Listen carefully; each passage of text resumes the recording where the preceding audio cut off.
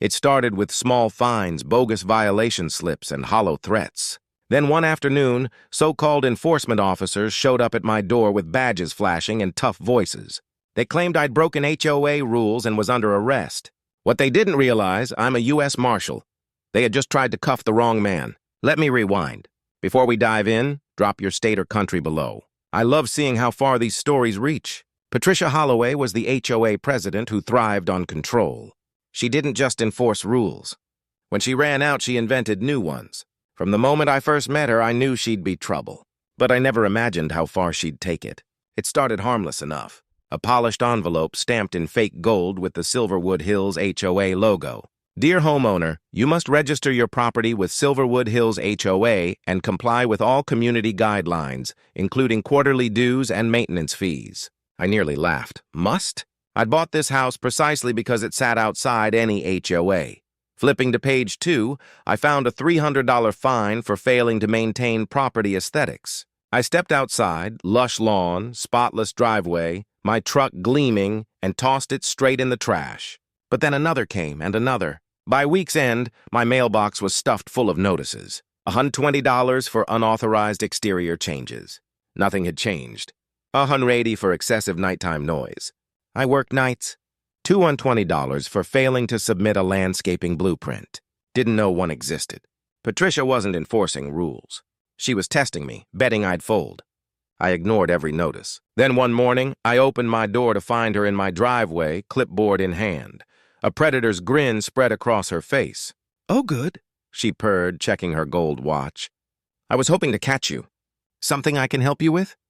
I asked, leaning against my truck. She plucked a notice from her stack. Reminder, outstanding violations. I glanced at the paper. "I'm not part of your HOA." Her voice stayed sugar-sweet. "Silverwood Hills has expectations for its surroundings. Everyone contributes."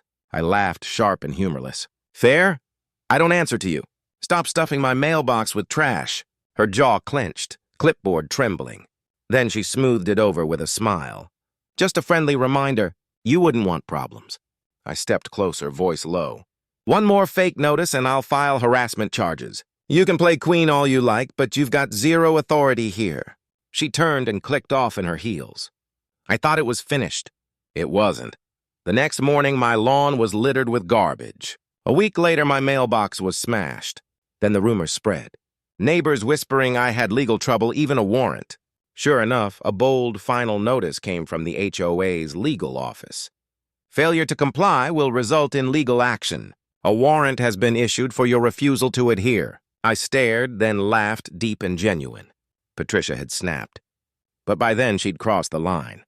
She'd gone from HOA harassment to full-on legal fraud, and her next move would bury her. Friday morning, 2 men in cheap uniforms and plastic badges stood in my driveway, clipboards in hand. "Are you the homeowner?" the tall one barked. I folded my arms. "Who's asking?"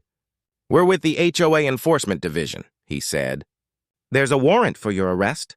I raised a brow. "That right?" The shorter one nodded fast. "Yes, sir," I smiled. "Show me the warrant." They exchanged nervous glances. "You already got the notice." "Not enough," I said. "I need a judge's signature," they sputtered. Finally, the tall one muttered, "The board issued it." I nodded slowly. "And since when does an HOA have arrest powers?"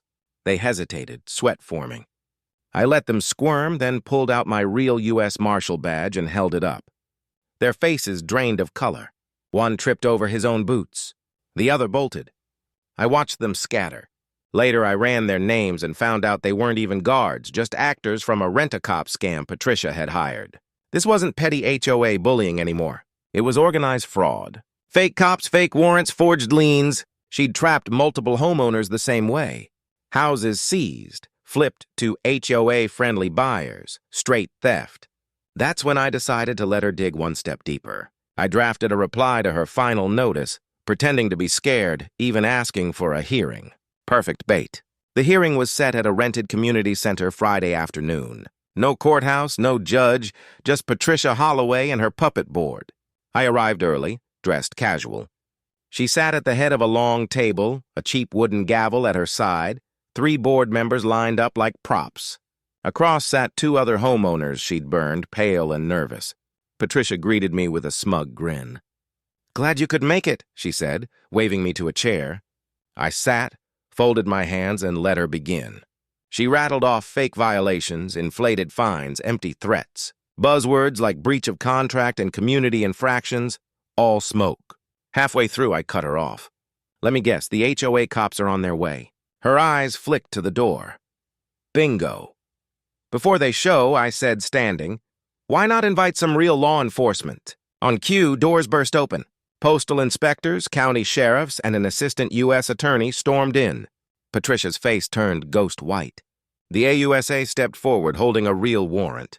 "Patricia Holloway, you are under arrest for fraud, extortion, impersonating law enforcement, and conspiracy to commit wire fraud." She shrieked, tried to run, but was cuffed at the head of her own fake court. Board members froze in shock. Homeowners gaped.